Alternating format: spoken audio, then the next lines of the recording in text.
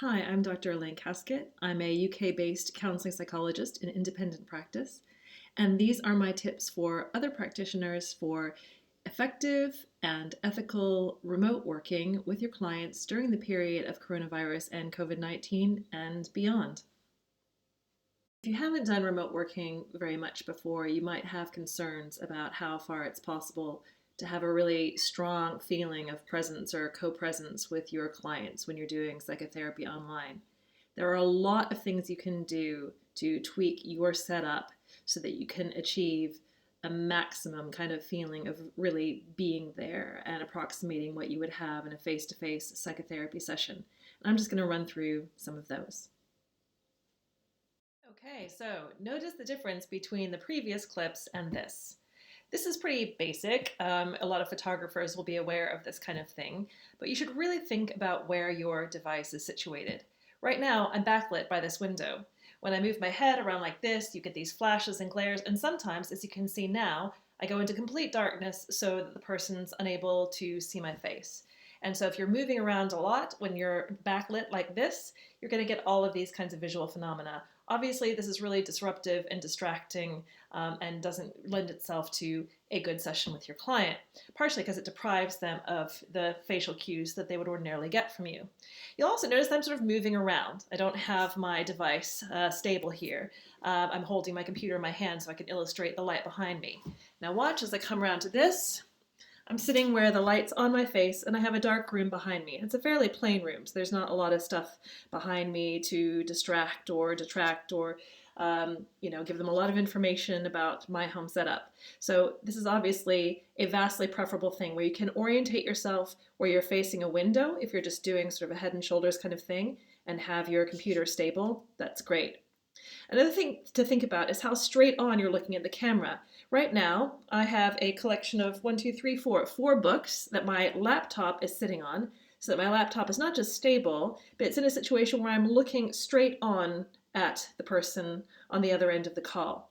A lot of times, you'll see both practitioners and clients who've got a device or a computer sort of down here, and they're looking down and they're sort of like having the session from here. Or they're having the session from up here like this. Both of these are not as much like a face-to-face conversation, so use whatever books you've got around or whatever setup you can do to preferably have a static laptop sort of situation where you can adjust like this, where you can get as face-on as you possibly can. Okay, so here's another possibility. I've moved myself to a room. As coincidence would have it, this is actually the same chairs that I have in my consulting room. So for clients who know me from face-to-face sessions, I'm sitting in the same sort of chair, although the background's a little bit different. I've got some glare. Lighting is important, so I've got natural light here, and I've got overhead lighting here. Because there's spotlights, there's some like glare on the pictures behind me, and ideally that's not great. If I turn the lights off, I just get a little bit darker. But I use my hands a lot, and this just gives them the opportunity to see a little bit more of me, and it might feel a little bit more natural. There's also a lot more carpeting and soft surfaces in this room, so that can help kind of dampen down echo and sound a little bit. What I don't want, as it happens, there's also a bed in this room. What I don't want is a bed in the background.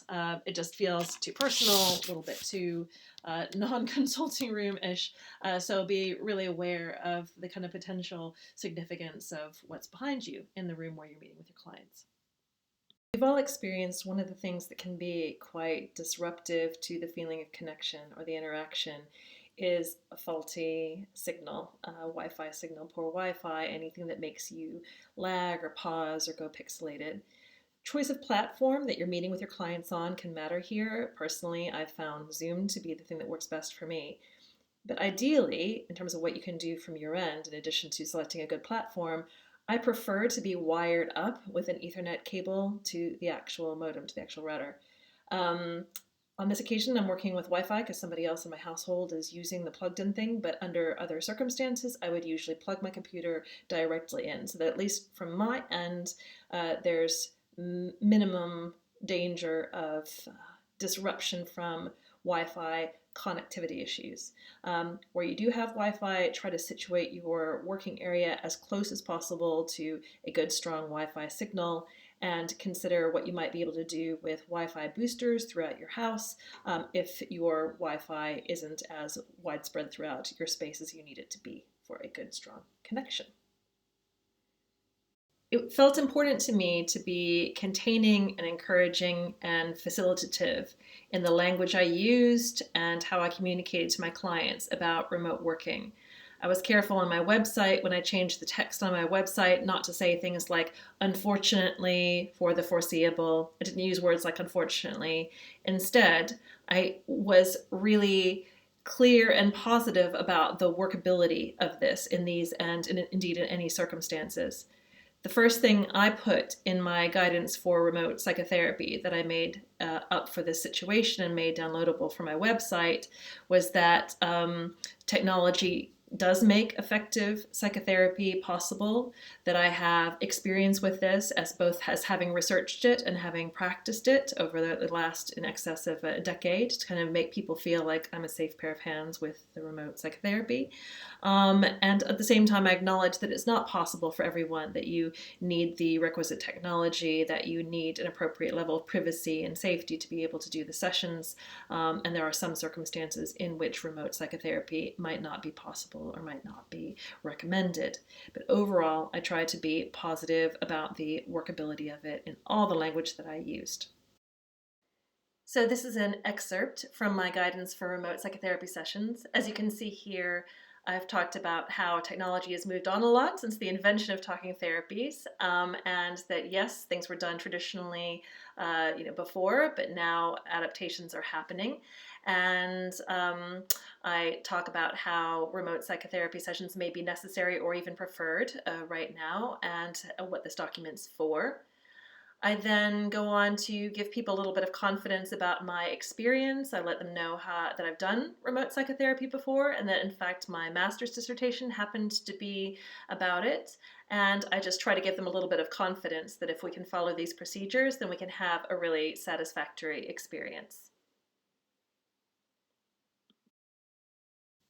Other things that I put in my guidance for remote psychotherapy on my document included, I was clear about what my preferred platform is, which is Zoom, because I want to largely be using the same platform for successive sessions, and because I'm happy with the encryption and other security features of Zoom, as well as the video clarity of it. I let them know about technical requirements and steps they can take ahead of sessions to ensure their audio and video are okay and to familiarize themselves with the platform. I gave them tips about where to sit and how they might communicate with people they might share a household with about the privacy of the session. I encouraged them to turn off digital distractions and disable notifications and pings and other things happening on their desktop. I recommend they be hardwired if their Wi-Fi is sketchy, and I do ask them to please not walk around during the session and how it can be disruptive to the connection between us if somebody's bouncing around or moving about their environment. So I basically try to encourage them to do the same things I do to ensure that we're both showing up with maximal focus and presence to the session. For the purposes of remote working, I also developed a distress protocol.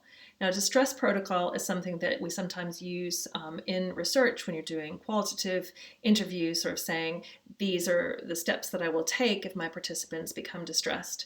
Some years ago, I had developed this for the purposes of remote data collection, and so I've adapted it for this circumstance. So basically, there's a few things that I do additionally, knowing that my work is going to be remote. I ask for an emergency contact that is based on proximity rather than based on relationship. I make sure that all of their information is up to date in terms of not just what their postal address is, but where are they having the sessions with me? So I might double check with them in advance of the session, are you at the location that's on the client information sheet? So the distress protocol, basically just in a few simple sentences, outlines under what circumstances I would determine that somebody might be in danger, a danger to themselves or somebody else, and what steps I would take in that instance. And so if you want to have a look at the distress protocol that I've developed for the purposes of remote working, you can check it out on drelainekasket.com and download the Guidance for Remote Psychotherapy document on my website. At the start of the year, my assistant makes sure that everybody's information is up to date. But I let them know that in these situations, my PA or myself might establish with the client prior to the appointment whether they'll be speaking from their home address or somewhere else. I let them know that if they terminate the connection during the session, and if it happens when they are severely agitated or upset, or if they've made statements indicating there may be some level of danger to themselves or to somebody else, that I'll first try to recontact them online, then by phone, and then if I can't reach them by phone, and if that broken contact occurred under these circumstances, that I may get in touch with the emergency contact and or the GP using the information provided. And if those measures are unsuccessful, and if I'm significantly concerned, I might need to contact emergency services. So I try to let clients know that this would only be done during those particular circumstances so they know what to expect. If you have a website, I have a website. One of my websites is for my author activities, and one of my websites is for my clinical activities. So on my clinical website, I went through each part of the website to make it extremely clear that I was doing remote working during this time. And I also went into the search engine optimization sections of my website, which is hosted by Squarespace. And I included some descriptions in there so that the fact that I am available for remote and virtual and online working, I used all of those words, was really quite front and center. So when people found me online or looked at me online, they would be able to see that that is something that I'm willing and able to do. I also went onto all of the insurance company bios or provider profiles that I have to ensure that my information was updated there so that people know that I'm exclusively remote working at the moment, and directing them to the appropriate places on the website to find out more. So in that case, I'm bringing all the pieces together so that people are really clear about what's going on, and again, feel like I'm a safe pair of hands who's got myself well organized for remote working. As you can see here, I'm really matter of fact about the coronavirus, the remote working situation. I'm not apologetic about it. I just say what the case is, that I'm currently conducting remote appointments only. I prefer Zoom, although I also mention Skype or FaceTime or phone being possible too, because I want to be flexible if I can. I talk about face-to-face sessions very likely resuming, and then I give them the opportunity to download the guidance for remote psychotherapy, which is hyperlinked here. Elsewhere on the website, I also mentioned that I'm expanding my hours so I can be more flexible with clinic times than usual, and I also let people know that I'm going to be giving more grace with respect to appointment cancellation in the case of illness during this period of time.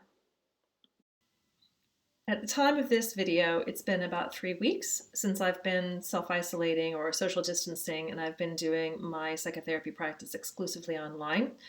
Overall, it's been an extremely positive experience where I feel very good about the work that I'm doing. I'm extremely grateful for the continuity that I'm able to offer my clients.